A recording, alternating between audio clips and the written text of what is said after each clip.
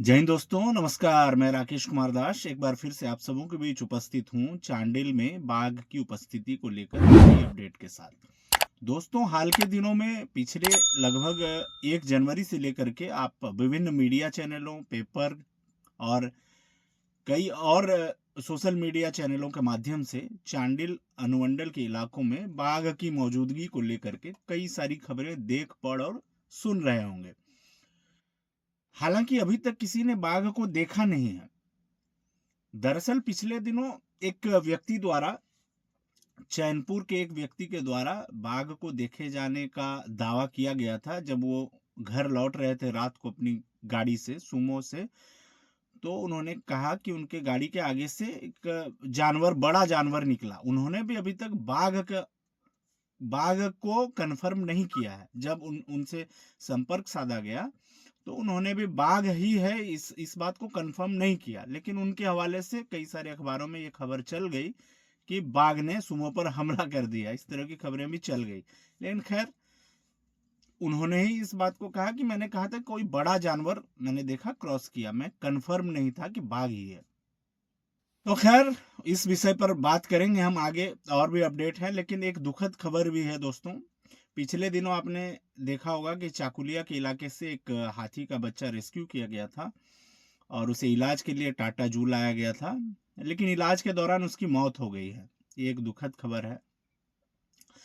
और tiger movement की बात करें तो गढ़वा के इलाके में भी एक बाघ के मूवमेंट की खबर है। एक दो उसने कैटल का किल भी किया है। इस तरह की खबरें भी अखबार के माध्यम से ही मालूम चल रही हैं।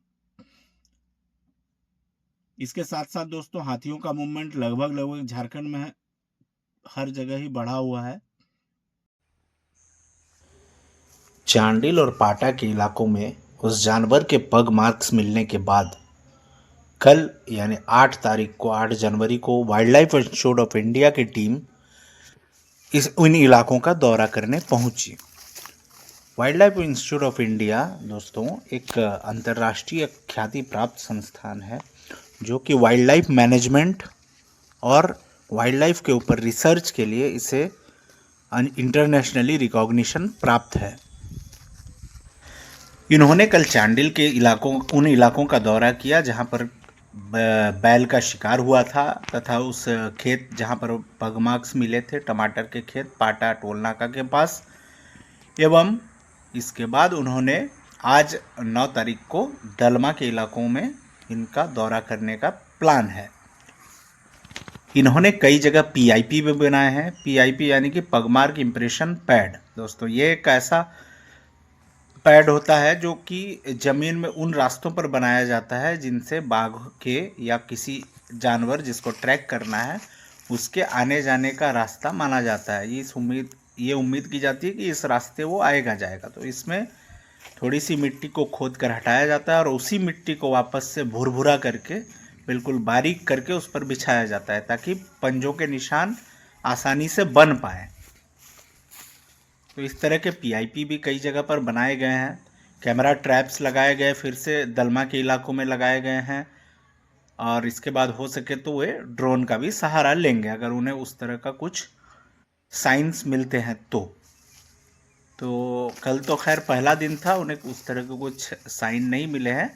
आज वे फिर से जाएंगे WII की टीम और फिर से वो अपना रिसर्च करेगी उन क्षेत्रों में। दोस्तों, आपको पता होगा हाल के दिनों में शिमलीपाल से एक टाइग्रेस निकल गई थी जिसका नाम था जीनत। जीनत जो थी वो शिमलीपाल से निकली, झारखंड में घुसी, झारखंड से फिर बंगाल में गई, वहां उसे ट्रैंकुलाइज किया गया। उसके और इस वाले, अगर इसको हम टाइगर ही मान लेते हैं अभी चांडिल वाले को, मैं कंफर्म नहीं कर रहा हूं, इसीलिए मैं कंफर्म नहीं कर रहा हूं क्योंकि टाइगर के केस में जब तक आप कोई विभागीय कंफर्मेशन आपके पास ना हो तब तक उसके विषय में ना बोलना ही उचित है। क्योंकि एक तो टाइगर जो है वो वाइल्ड लाइफ प्रोटेक्शन एक्ट में शेड्यूल 1 एनिमल है। दूसरा ये है कि वो नेशनल एनिमल है, राष्ट्रीय पशु है। और तीसरी बात है कि राज्य सरकारें हो या केंद्र सरकार हो, ये प्रोजेक्ट टाइगर को लेकर के, टाइगर कंजर्वेशन को लेकर के बहुत ही ज्यादा सजग और सतर्क रहती हैं। ऐसे में कोई टाइगर के मामले में किसी भी तरह की अफवाह को हवा देना ये एक आपराधिक मामला भी बन सकता है। तो इसीलिए एजम्पशन के तौर पर मान लेते हैं कि वो चांडिल वाला भी बाघ ही था। तो उसके और उस जीनत के केस में दोनों में बहुत ज्यादा फर्क है, क्योंकि जीनत जो थी उसके गले में एक रेडियो कॉलर लगा हुआ था। रेडियो कॉलर लगा हुआ था, आप ये तस्वीर में आप देख सकते हैं कि इसके गले में एक पट्टा सा बंधा हुआ है। इसमें क्या होता है कि इसमें एक ट्रैकर लगा होता है, जीपीएस लगा होता है, जिसके थ्रू वो एक रेडियो सिग्नल भेजता है सैटेलाइट को, और जो उसको ट्रैक कर रहे होते हैं उनके हाथ में इस तरह का एक एंटीना होता है। इसके थ्रू ये उसकी लोकेशन को पता करते हैं, लोकेशन को पता करते हैं और उस बाघ तक उसको उसकी मॉनिटरिंग करते हैं। ये तो था जीनत के केस में, चूंकि उसके गले में वो कॉलर लगा हुआ था इसीलिए वो आसानी से ट्रैक हो पा रही थी, उसका मूवमेंट पता चल रहा था कि इस वक्त वो कहाँ है। लेकिन ये अगर बाघ है, चांडिल वाले केस में मैं कह रहा हूं, तो इसके गले में किसी तरह का कोई रेडियो कॉलर नहीं लगा है, और ये कहाँ से आया है ये भी, इस बात का भी कोई पुख्ता तौर पर जानकारी नहीं है। तो इसको ट्रैक करना बड़ा ही मुश्किल है, ये कहाँ है, इस वक्त कहाँ है, ये जान पाना बड़ा मुश्किल। हाँ, उसके पैरों के निशान जहां जहां दिख रहे हैं उससे वो एजम्पशन लगाया जा रहा है कि हाँ इधर से होकर के वो गुजरा हो सकता है।